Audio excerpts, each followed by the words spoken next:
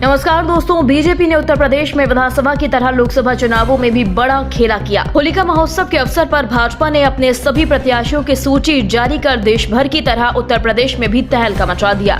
दोस्तों, बीजेपी ने अपनी चर्चित चौथी 13 नामों की लिस्ट में 9 सीनियर सांसदों के टिकट काटकर पार्टी की नीति दिखा दी है। जी हां दोस्तों, बीजेपी ने 2024 के लोकसभा चुनाव में यूपी बीजेपी 75 से सीटों पर चुनाव लड़ने की बात कही। 5 सीटें बीजेपी ने अपने सहयोगी दलों के लिए दी। आपको बता दें, होली के पर्व पर बीजेपी ने अब तक कुल 63 प्रत्याशियों के नामों का ऐलान कर दिया है। बीजेपी ने पहली सूची में 51 नाम जारी किए। कल जारी दूसरी सूची में 13 नाम जारी किए गए और इस सूची में बीजेपी ने वह कर दिया जिसे करने में कोई भी पार्टी 100 बार सोचती। उसे डर लगता कि कहीं बगावत न हो जाए। पर इलेक्ट्रॉनिक वोटिंग मशीन मैजिक के बल पर 9 सांसदों के टिकट काट कर बीजेपी ने फिर बड़ा खेला किया। आपको बता दें, बीजेपी ने पीलीभीत के वर्तमान सांसद वरुण गांधी का टिकट काट दिया, जिसे काटने में मोदी शाह की जगह और कोई भी होता तो 10 बार जरूर सोचता। पर मोदी शाह की बीजेपी ने योगी सरकार में मंत्री जितिन प्रसाद को पीलीभीत से प्रत्याशी बनाया, जबकि वरुण गांधी बीजेपी के जताऊ सांसद थे, पर उन्हें टिकट नहीं दिया गया क्योंकि वह लंबे वक्त से मोदी सरकार की नीतियों के खिलाफ बयानबाजी कर रहे थे और यह उनके टिकट कटने का मुख्य कारण बना। दोस्तों, बीजेपी के पीलीभीत से प्रत्याशी जितिन प्रसाद कांग्रेस की सरकार में केंद्र में भी मंत्री रह चुके हैं। वह कांग्रेस से बीजेपी में आए और चुनाव जीते, मंत्री बने, अब लोकसभा प्रत्याशी भी। इसी तरह गाजियाबाद में भी मोदी ने बड़ा खेला किया। यहाँ पर मोदी ने केंद्रीय मंत्री और पूर्व थल सेना अध्यक्ष जनरल वीके सिंह यानी बीजेपी ने बीके सिंह का टिकट काट दिया। बीजेपी ने उनकी जगह योगी सरकार के पूर्व मंत्री और विधायक अतुल गर्ग को प्रत्याशी बनाया है।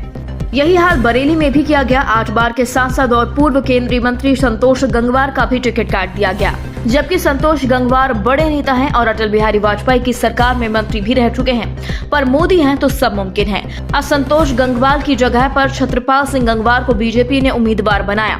दोस्तों, हिंदुओं के देवी देवताओं के साथ मोदी के सीए पर विवादित टिप्पणी करने वाले बदायूं के नेता स्वामी प्रसाद मौर्य की बेटी संघमित्रा मौर्य का भी पत्ता कट गया है। अब उनकी जगह बदायूं से दुर्विजय सिंह शाह के बीजेपी के प्रत्याशी बनाए गए हैं। दोस्तों, आपको बता दें कि स्वार्थ के लिए पल पल में दल बदल करने वाले स्वामी प्रसाद मौर्य 2019 में बीजेपी के साथ थे।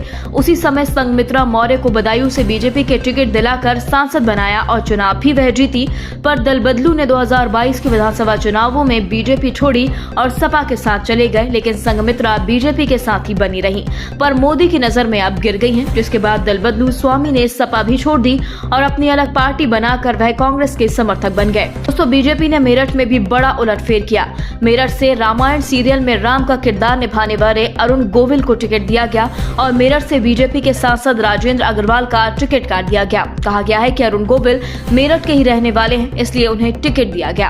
आपको बता दें, हाथरस में बीजेपी सांसद राजवीर दिलेर का टिकट काटकर बीजेपी ने योगी सरकार में मंत्री अनूप वाल्मीकि को टिकट दिया है। अनूप वाल्मीकि अलीगढ़ की खैर विधानसभा सीट से विधायक और यूपी के राजस्व राज्य मंत्री हैं। ग्राम प्रधान से विधायक और मंत्री बने अनूप वाल्मीकि को लोकसभा का टिकट मिला है। साथ ही कानपुर से बीजेपी सांसद सत्यमेव पचौरी का टिकट काटकर बीजेपी ने रमेश अवस्थी को प्रत्याशी बनाया। रमेश अवस्थी पेशे से पत्रकार हैं और भारत सरकार की राजभाषा समिति के सदस्य भी रह चुके हैं।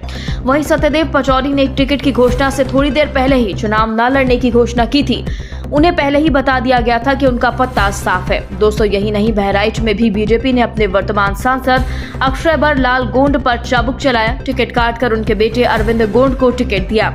वहीं बाराबंकी के बीजेपी सांसद के लिए उनका वायरल वीडियो मुसीबत भरा रहा, क्योंकि वर्तमान सांसद उपेंद्र रावत को टिकट देने के बाद बीजेपी ने बाराबंकी के प्रत्याशी बदल दिए। उपेंद्र रावत का नाम बीजेपी की पहली सूची में था, लेकिन एक वीडियो वायरल होने के बाद उपेंद्र रावत का पत्ता कट गया। दोस्तों, जिस तरह से बीजेपी ने 13 नामों की सूची जारी कर उसमें से अपने वर्तमान 9 सांसदों के नाम काटकर वर्तमान 3 सांसदों को टिकट दिया है, उसके बाद उत्तर प्रदेश में बगावत की बातें सामने आने लगी हैं। अलीगढ़ में मौजूदा सांसद सतीश गौतम अपना टिकट बचाने में सफल हुए। पहली सूची में नाम न आने के बाद कयास लगाए जा रहे थे कि सतीश गौतम का भी पत्ता कट सकता है, लेकिन अब बीजेपी ने सतीश गौतम को एक और मौका दिया। दोस्तों, आज जारी सूची में मेनका गांधी एक बार फिर सुल्तानपुर से बीजेपी उम्मीदवार होंगी। मेनका गांधी वर्तमान में भी सुल्तानपुर से बीजेपी सांसद हैं। मेनका की तरह मौजूदा सांसद सतीश गौतम अपना टिकट बचाने में सफल हुए। पहली सूची में नाम न आने के बाद कयास लगाए जा रहे थे कि सतीश गौतम का भी पत्ता कट सकता रहा है, लेकिन अब बीजेपी ने सतीश गौतम को एक और मौका दिया। वहीं सहारनपुर से बीजेपी ने फिर से राघव लखनपाल को मौका दिया है। 2014 में सहारनपुर से जीतने वाले राघव लखनपाल 2019 में हार गए थे। इस बार उनका मुकाबला कांग्रेस के विवादित नेता इमरान मसूद से होगा।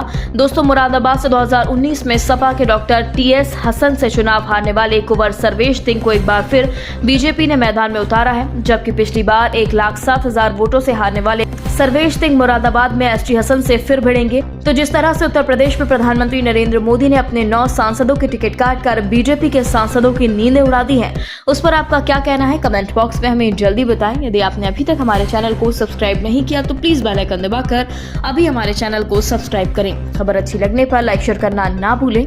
अगली ताजा खबर के साथ हम जल्द ही आपके बीच हाजिर होंगे। तब तक के लिए नमस्कार, जय हिंद।